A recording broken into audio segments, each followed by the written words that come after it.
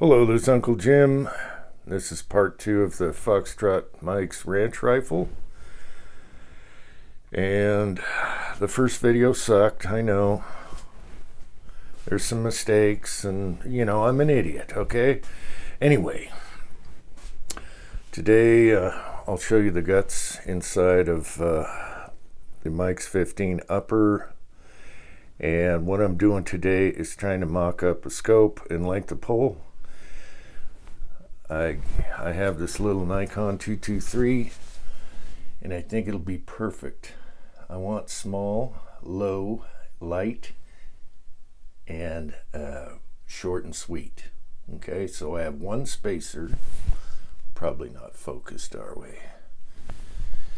I got one spacer in the 870 stock. I got the rings nice and low. And it seems to be perfect. My son likes everything that's going on here and keeps everything light.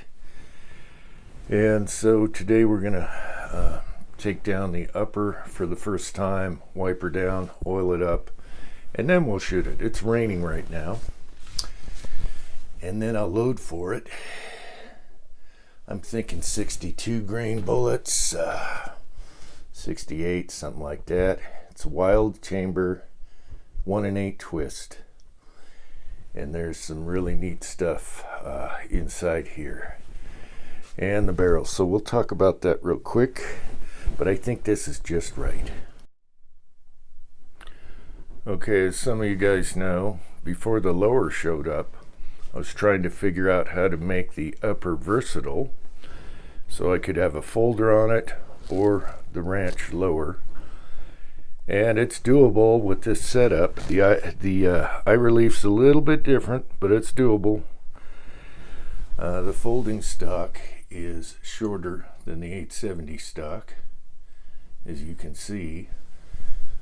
But I can still get it to work. However, once the lower showed up, and I put this on there, to be honest with you, I'll probably just have it dedicated for this because it's just cool and different.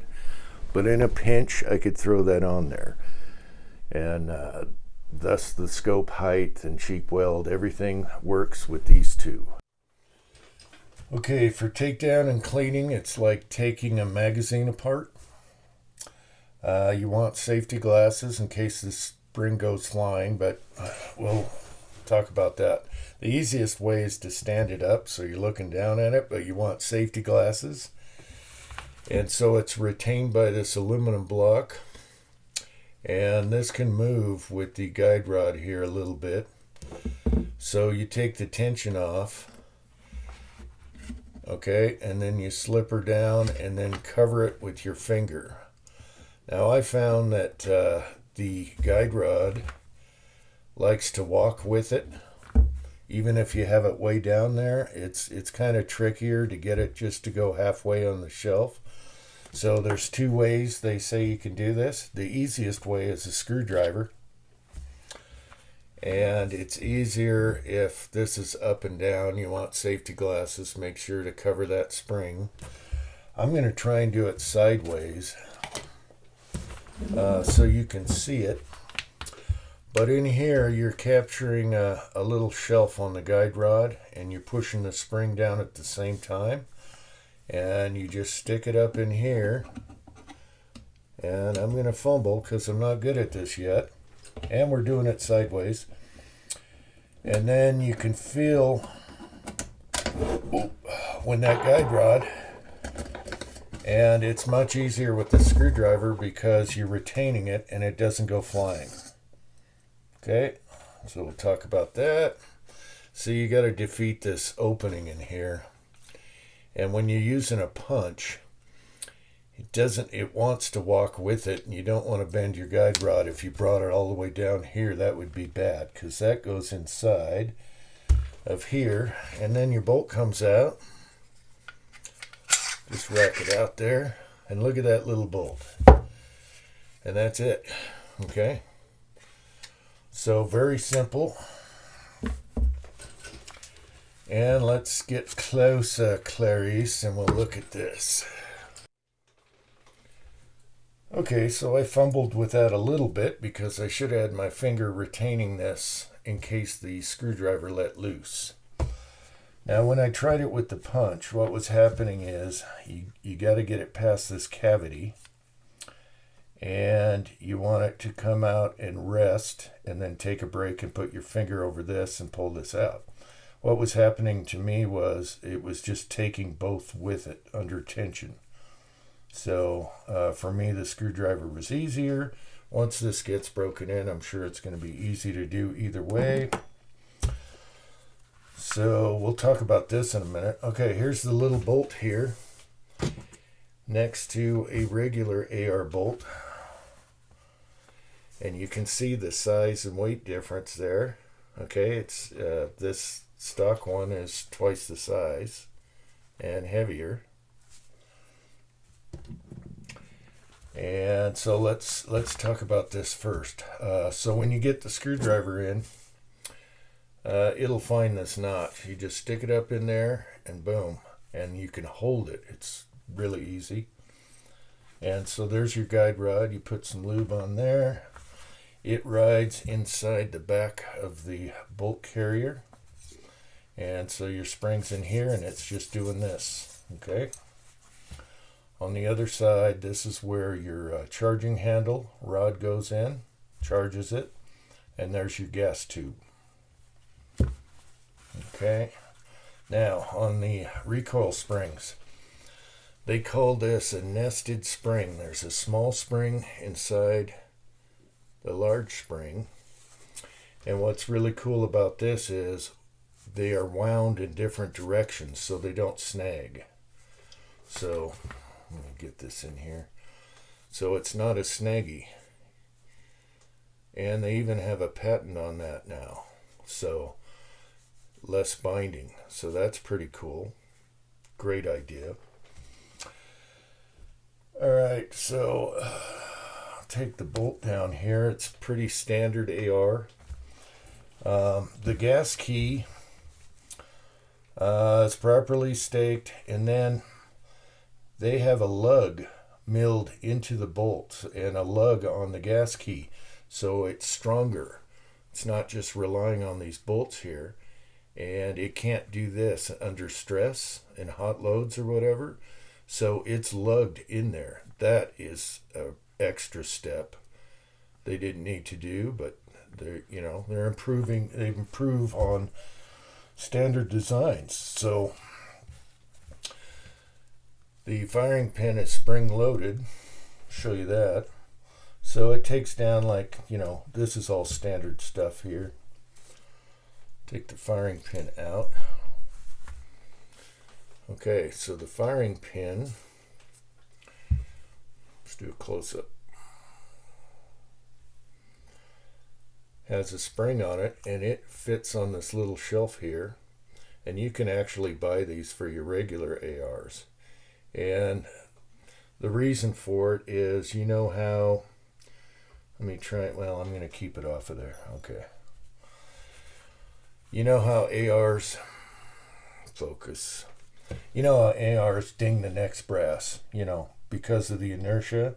The firing pin dings the brass, and you want harder primers when you're reloading. Same with the AK. Well, this spring, and I'll test that out with some softer primers, maybe some Federal or something, standard small pistol primer, and see, what happens.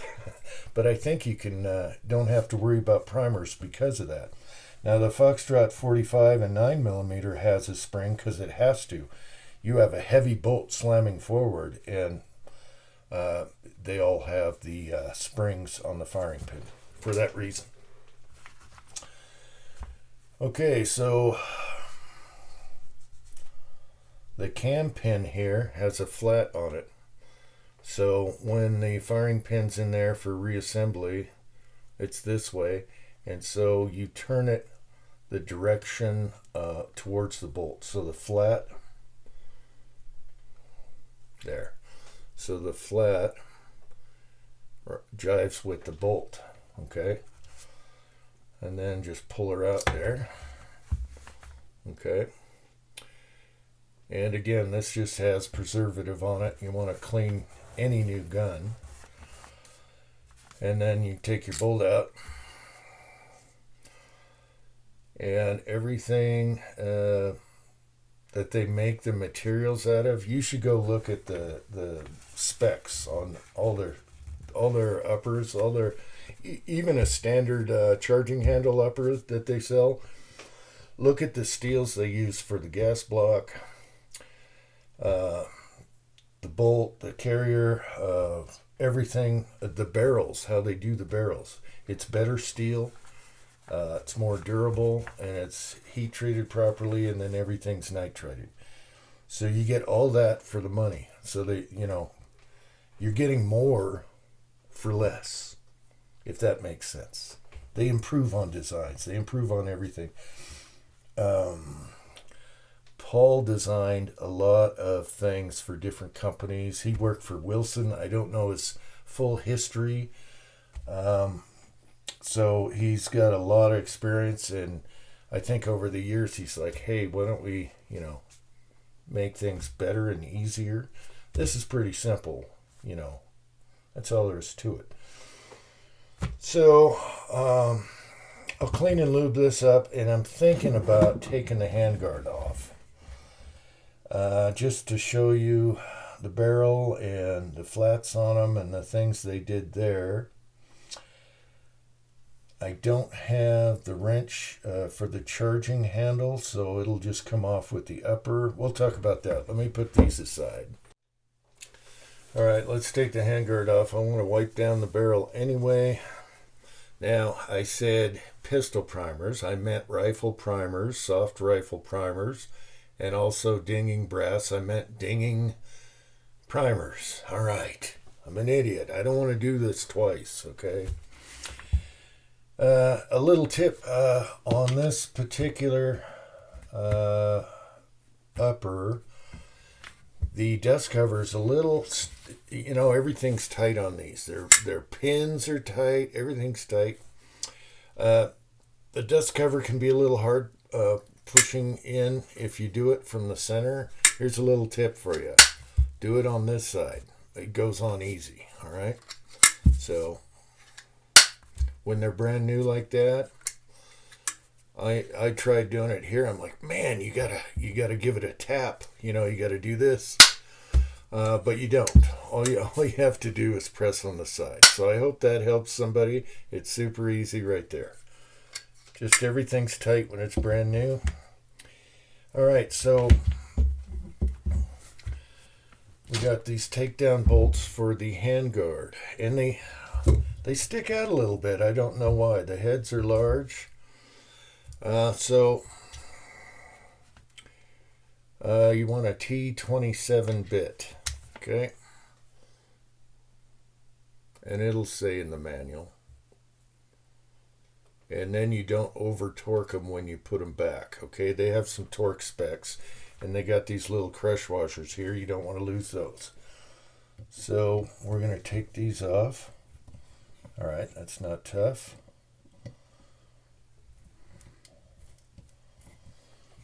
Okay. Don't want to strip anything. It's aluminum up here. Okay, so we'll put these aside.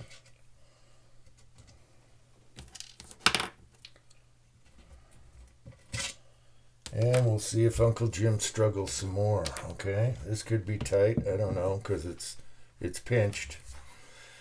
Now, on the charging handle, you can put it on either side and then have it flipped up or flipped down. But to take this off, you just loosen Allen screw here. You don't have to take it off, you just loosen it. And then this just pops out, and you can put it in any position you want. It's aluminum. However, you have to come down through here, and I don't have anything that long. You can get the tool real cheap, the wrench, but I'll just have my son tack weld onto a long beater screwdriver or something. So this I'm just going to take off with the handguard. So let's see. Oh, it's a good witch. That was easy. Okay. Wow. All right. I couldn't see that. Wow. All right. This is cool. All right. So here's your charging handle right here. It would have been nice to have easier access to that, but not a big deal. You're only doing it once. Okay, and they have it greased already, but you want that lubed, you know. Okay, good reason to take that off. That was easy. I thought this would be super tight. This looks awesome. All right, this is really nice. Okay, as far as the handguard goes, it dovetails back in here, so you got perfect alignment. Semi-monolithic, I would say. Now this is neat. The barrel nut is non-conventional. The barrel is tapered and the barrel nut is tapered, and when it's tightened in, it's concentric all the way around the barrel, and it holds the barrel in perfectly. And so when they're assembled or whatever, they're done exactly the same every time. And it's much better than a conventional way of doing it. This is aluminum, so it keeps it lightweight as far as the barrel nut goes, and the barrel's a lightweight barrel. The barrel is a 223 wild chamber, 1 and 8 twist, and they burnish and polish the chambers. The barrel's made out of a high-grade military steel. It's a little better than your standard AR. More durable, lasts longer. Now this is cool. The gas block. It's pinned on both sides. Okay, none of the screws on here type deal. It's not going anywhere. It's also dovetailed into the barrel here. So when that goes on, it's perfectly straight for pinning. And then the gas port is perfectly aligned every time because they drilled through the top, and you can put a punch in there. You can turn your tube around, put a punch in there, and it's perfectly aligned with your gas port. And then you pin it. Up here they have 2 flats on the end of the barrel, so you can get a wrench on there when you're changing your muzzle devices, flash hiders, suppressor mounts. So if some gorilla goes torquing on the barrel, there's no torque on the barrel because you got a wrench here and a wrench here. That is neat idea, I think. So everything they do is streamlining and making it better, more consistent. I like that. Inside, there's no mill marks. Everything is beautiful inside, if you can see that. Everything is just beautifully done. Oh, one thing I forgot to mention about the barrel.